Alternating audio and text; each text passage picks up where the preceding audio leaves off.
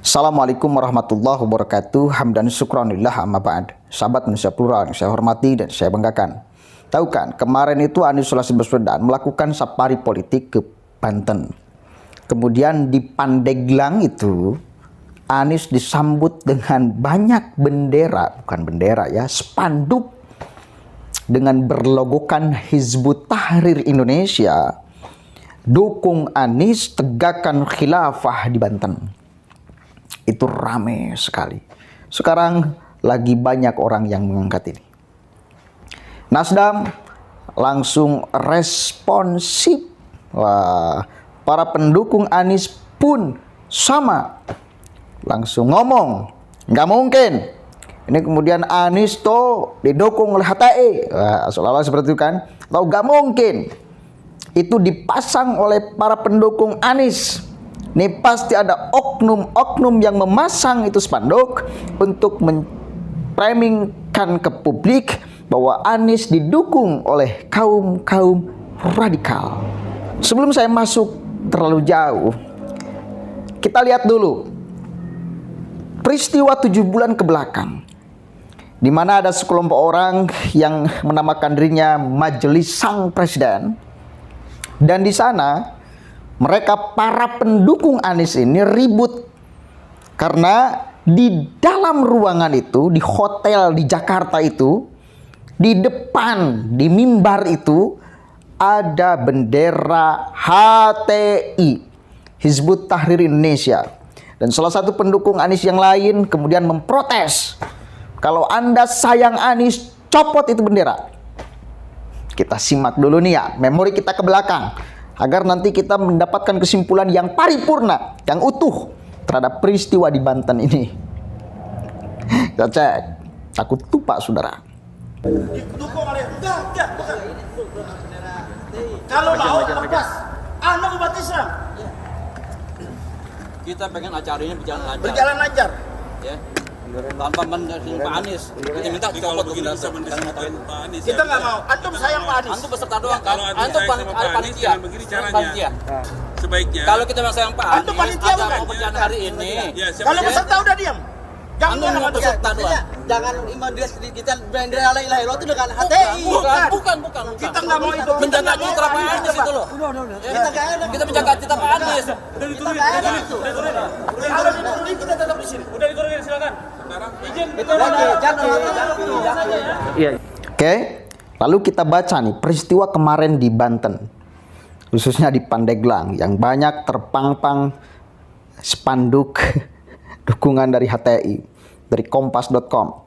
Muncul spanduk dukungan HTI untuk Anies di Pandeglang. Nasdem, gak mungkin pendukung Anies yang pasang. Betul, gak mungkin. Gak mungkin ya. Kita baca. Mantan Gubernur DKI Jakarta melakukan safari politik ke Provinsi Banten pada hari Selasa kemarin ya. Sejumlah spanduk penyambutan untuk Anies muncul di sejumlah tempat. Satu di antaranya di Kabupaten Pandeglang yang berlogo Hizbut Tahrir Indonesia (HTI). Spanduk tersebut bertulisan dukung Anies, tegakkan khilafah di Banten dan terpasang di terminal Kadu Banten Pandeglang pada Selasa pagi. Spanduk itu dicopot Satpol PP Pandeglang.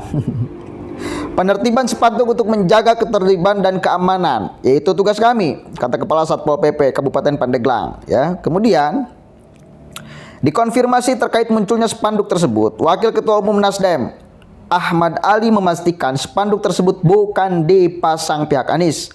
Tidak mungkin pendukung Anies. Saya yakin itu diciptakan oleh orang lain untuk membangun image Anies radikal dan lain-lain, kata Ali saat mendampingi kunjungan Anies Baswedan. Kemudian, terkait dicopotnya spanduk tersebut, Ali mendukung hal tersebut lantaran HTI sudah dilarang di Indonesia. Ya copot saja, nggak pantas. HTI nggak ada lagi di Indonesia. Nggak mungkin pendukung Anies yang pasang, kata dia. Diketahui Anies melakukan kunjungan ke sejumlah kabupaten di kota provinsi Banten selama 2 hari, 24 sampai 25 Januari. Sejumlah tempat yang dikunjungi antara lain Desa Adat Baduy di Kabupaten Lebak, Masjid Agung Pandeglang, Kesultanan Banten di Serang, dan kediaman mantan Gubernur Banten Wahidin Halim di Tangerang. Begitu saudara, rangkaian cerita ini coba kemudian kita analisis dari mulai perjalanan dulu Anies ngotot pengen jadi presiden, kemudian ada sekelompok orang yang menamai dirinya sebagai majelis presiden. Kemudian dia mendeklarasikan mendukung Anies. Kemudian di sana ribut antara panitia dan peserta karena terpasang bendera HTI di sana. Akhirnya tidak kondusif karena orang-orang itu mempertimbangkan bakal berefek buruk kepada Anies kalau ada bendera HTI dipasang di sana. Kemudian rangkaian cerita sekarang di Pandeglang, Banten, ada spanduk dari Hizbut Tahrir Indonesia yang mendukung Anies jadi presiden untuk menegakkan khilafah Indonesia. Kata Nasdem, ini nggak mungkin dilakukan oleh para pendukung Anies. Ini pasti dilakukan oleh oknum-oknum untuk menghasilkan image bahwa Anies didukung oleh kelompok radikal. Faktanya, saya sebetulnya pengen nanya ke Nasdem secara pribadi atau ke Surya Paloh, tokoh-tokoh Nasdem, alasan Nasdem memilih Anies, menjagokan Anies sebagai presiden, apa alasannya? Apa coba alasannya? Boleh gak kita menganalisis bahwa Nasdem sudah tahu basis massa yang akan mendukung Anies? Dari siapa? Ya orang-orang tokohnya seperti Khozinuddin, Egy Sujana, Bahtiar Nasir, dan kawan-kawannya. Kemudian mereka itu siapa? Satu kali lagi, mereka itu siapa? Kan tokoh-tokoh HTI, saudara. Mantan tokoh-tokoh HTI, saudara. Kok? Astagfirullahaladzim. Saya yakin satu kali lagi, alasan. Kalaupun tidak yakin 99,9% Nasdem memilih Anies karena sudah punya basis massa yang jelas. Ada organisasi massa yang mendukung Anies, yang akan menyoblos Anies. Dan jumlahnya lumayan. Meskipun sedikit lah kalau kemudian dihitung secara keseluruhan rakyat Indonesia. Lantas alasan apa Nasdem memilih Anies? Dijagokan sebagai calon presiden. Kalau tidak jelas basis masanya, kan gak mungkin. Kemudian sekarang, kan kita tahu mereka sedang seolah-olah konflik di dalam. Seolah-olah, gak tahu bener, gak tahu enggak ya. Terlihat dari narasi-narasi Nasdem itu, dari kemarin itu.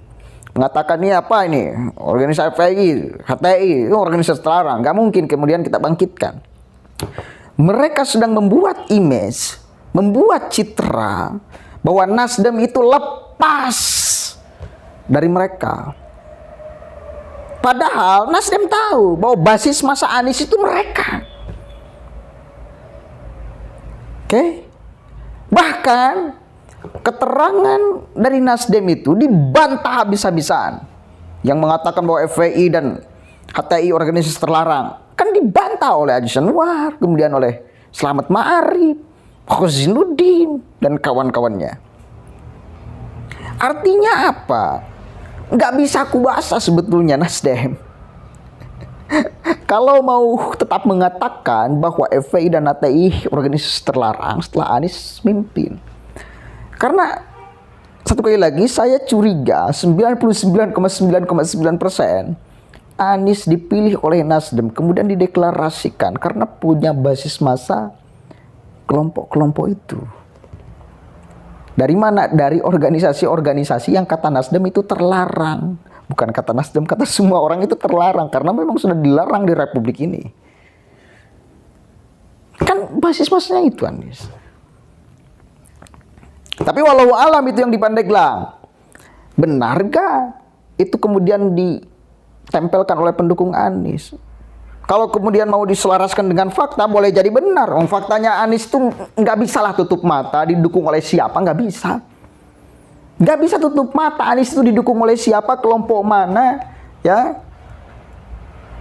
Nggak bisa tutup mata, itu sudah sangat terbuka kita. Maka kalaupun spanduk itu ditempelkan oleh pendukung Anies yang memang HTI, itu sangat mungkin terjadi. Kalaupun ada orang yang memang sengaja untuk mencitrakan Anies, katakan ini bukan ditempelkan oleh pendukung Anies, tapi oleh seseorang untuk mencitrakan bahwa Anies itu didukung oleh kelompok radikal.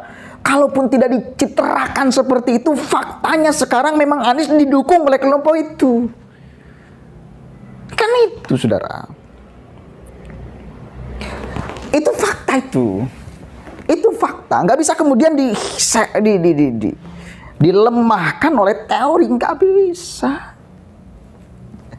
Kesimpulannya, saya curiga memang dipasang oleh pendukung Anies. Karena memang faktanya para pendukung Anies itu ya basis masanya orang-orang pentolan-pentolan HTI, itu fakta. Real. Real. Ya, itu fakta itu.